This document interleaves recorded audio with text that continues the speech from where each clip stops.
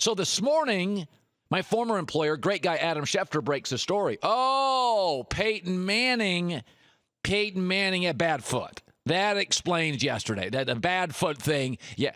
Oh, really? So this is the second time in less than a year that Peyton has been unwatchable, embarrassingly bad, humiliatingly inept.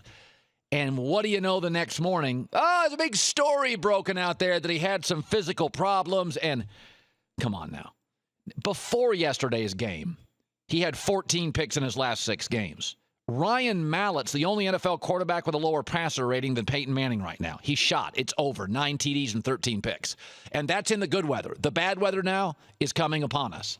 The cold, bad weather where he's gotten progressively worse over the last couple of years, now that's coming. I'm not taking a shot at any reporters. We got a bunch here and they got a bunch there.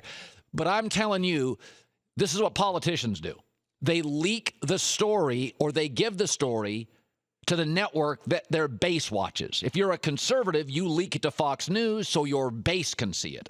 If you're a liberal, you leak it to, whoever, CBS, NBC, or MSNBC, so your liberal base sees the story Bernie Sanders or Hillary wants out.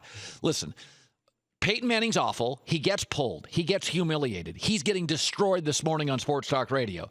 Suddenly, early this morning, ESPN, big story, he was hurt. So was Big Ben. He wasn't that bad. Carson Palmer got annihilated for 3.5 hours last night. Are we going to see a story on him? If you're a 30-year-old quarterback or older, you are playing every Sunday hurt. Your feet hurt, your arms hurt, your hips hurt, your shoulders hurt. This is nothing against the person who broke the story. He's terrific and a friend of mine.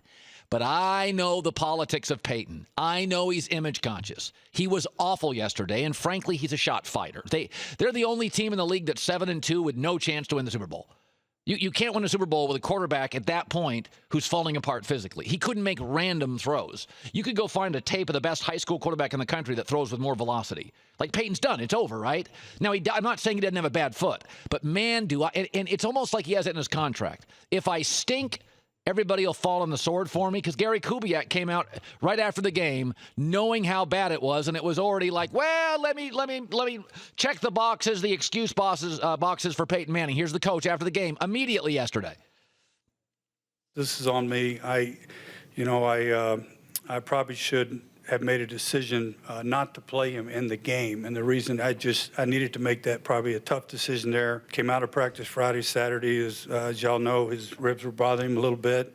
And I probably should have right there said, no, he's not going to go this week. The timing is too perfect. He's awful.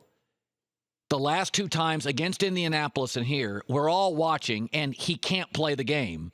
And the next morning, there's a report on an injury that shows up on a huge platform, so it will bring back and down the hate just a little bit. It doesn't matter. It's over. Can you imagine Peyton Manning with that arm, with that body, going into Cincinnati against that defense in December and January and winning? No way.